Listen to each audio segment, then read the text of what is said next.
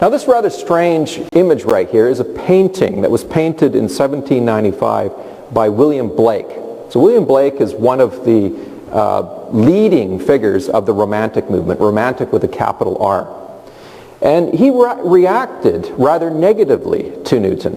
And he did this, I would argue, largely on the basis of misinformation about Newton. Newton was interpreted by the Enlightenment, in particular the French Enlightenment, as a kind of cold, calculating person who wasn't really interested in spiritual things. And you can see that emblematized in this painting right here. This is not what Newton looked like. He didn't have that kind of physique. He didn't have tight, curly, blonde hair. So it's an allegorical Newton. But you can see when you look at this image that this is a cold, calculating rationalist. He's not looking up to heaven where God is. He's looking down to a geometrical diagram. So this is a very common depiction of Newton, that he wasn't spiritual, he was a rationalist, he was only interested in mathematics, and God was perhaps in his worldview, but rather distant. And we get this idea of a clockwork universe, that Newton invents a clockwork universe, where God creates the universe like a clock, winds it up, and then goes on a holiday. It's a very common association with Newton, that Newton goes with the clockwork universe. We'll come back to that a little later, but I will show you that Newton did not believe in a clockwork universe. In fact, he was opposed to it. Now that was 1795, William Blake.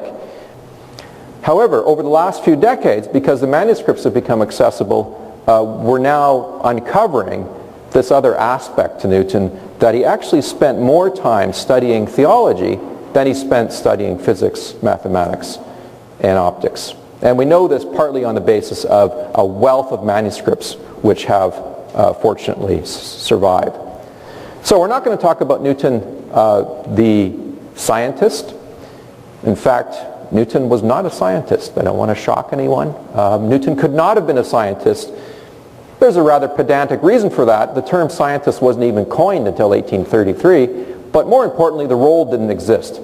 Rather, Newton was a natural philosopher, a philosopher of nature. And that very title suggests that the humanities and the sciences came together in that discipline in a way that they often don't today, unfortunately. So Newton wasn't a scientist in the modern sense. He wasn't a scientist, with the white lab coat. That's a modern role.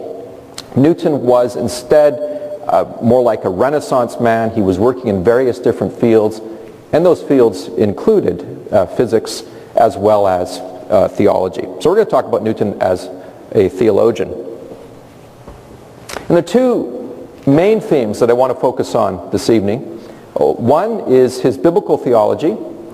What did Newton believe about the Bible? What were the results of his 60-plus years study of the Bible? And secondly, a very common question that people ask is, okay, you say that Newton was working in science, we know that, and you also say that he was working in theology. What is the relationship, if any, between those spheres? Now, a very common conception today is that science and religion are not connected. There is a wall between them. And there are various types of people who'd want to say that, but certainly people with a more of a secular view, maybe don't like religion, want to suggest that science isn't associated with religion because they think that maybe religious thinking might contaminate science. Well, as we'll see, for Newton, the two are bound up together. He does not believe that they're separated.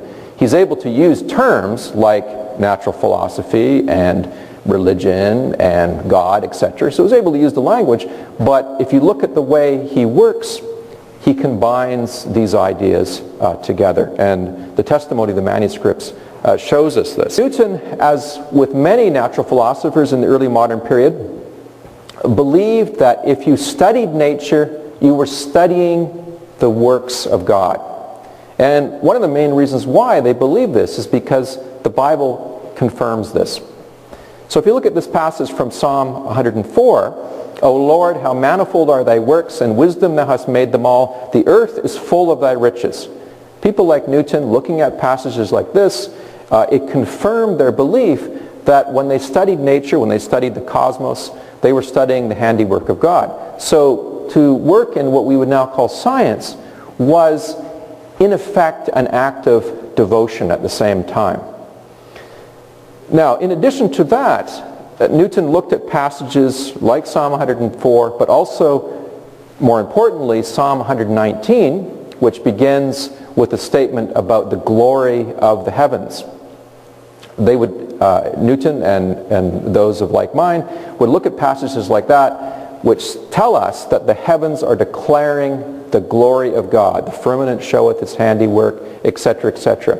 So when you're looking at the heavens, God is speaking to you through the beauty and the design of nature. So again, what this meant for Newton and for others like him in the 17th and 18th century, Robert Boyle, who's one of the founders of modern chemistry, is another example, is that when they're studying nature, they're studying creation. And so this connects the study of nature with their religion. I'll give you an example of this. This is a manuscript which is now at the University of Cambridge. As you can see, this one also has suffered some kind of burning. But there's a little phrase up here in Latin that he added to a paragraph. I'm going to come back to this a little bit later. In a manuscript that talks about God and time and space. It's a very, very profound manuscript. What is that little bit that he added? Well, here it is right here.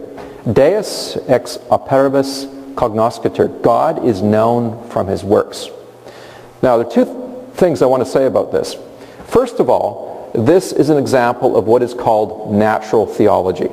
So in the early modern period, there were people like Newton who believed that, as I said, if you study nature, you could see the work of God in nature. So this is called natural theology. And it's related to what we now call the design argument. You can see design in nature, and that implies that there is a designer with a capital D, whom we call God. That's the first point. The second point is that this process of inferring God from nature is what we call inductivism. It's empiricism. And it's the same method that he used in science, right? So when he's developing his theory of gravity, what is he doing? He's looking at examples of the motions of planets and comets. He takes all that messy data and he brings it all together and he infers a general principle from that. And that principle is the inverse square law. So you can see that he's using this inductive method in both his study of the Bible, his study of nature with respect to natural theology, and his science. So methodologically, we see linkages between different areas of Newton's work. This is a much more complicated statement, so I'll explain it a little bit after I've read it. This is also at Cambridge University Library. This is a manuscript that relates to his optics. He did add some theological notes in later editions of the optics. Metaphysical arguments are intricate and understood by few. Newton didn't like metaphysics. The argument which all men are capable of understanding and by which the belief of a deity has hitherto subsisted in the world is taken from the phenomena. This again is inductivism. We see the effects of a deity in the creation and thence gather the cause and therefore the proof of a deity and what are his properties belongs to. He first wrote natural, crossed that out, and then wrote experimental philosophy. 'Tis the business of this philosophy, and he's essentially talking about science there, to argue from the effects to their causes till we come at the first cause, and not to argue from any cause to the effect till the cause as to its being and quality is sufficiently discovered. So what he's saying here is that the way that you proceed if you want to understand God from nature is you study nature and then you infer the wisdom and the glory of God from nature. So again, it's an inductive process. It's the same process that he uses to discover the inverse square law and the three laws of motion, as well, of course, as his understanding of light and his optical experiments. Now, I mentioned the Clockwork Universe. I want to now debunk Wikipedia, if that's okay with everyone. This text, by the way, doesn't read this way anymore because one of my colleagues, a group of his students, corrected Wikipedia. But essentially this reference to the Clockwork Universe used to say that Newton invents the Clockwork Universe. In fact, he doesn't. And I'm going to show you a statement made by one of his followers. The notion of the world's being a great machine going on without the interposition of God as a clock continues to go without the assistance of a clockmaker is the notion of materialism and fate, and tends under pretense of making God a supramundane intelligence to exclude providence and God's government in reality out of the world. So his worry is that if you take this view of the Clockwork Universe, the idea that God creates or makes a clock, winds it up, and then takes away his hands and goes on a holiday, that this is not the God of the Bible, because the God of the Bible is continuously sovereign at all times, doesn't go on a holiday, is superintending, even though he gives us free will, everything that happens in the domain of his sovereignty. So the Newtonians, Newton and his immediate followers, reject the Clockwork Universe, yet ironically it's associated with his name. At the end of the Optics, as he did with the Principia, he includes some theological notes.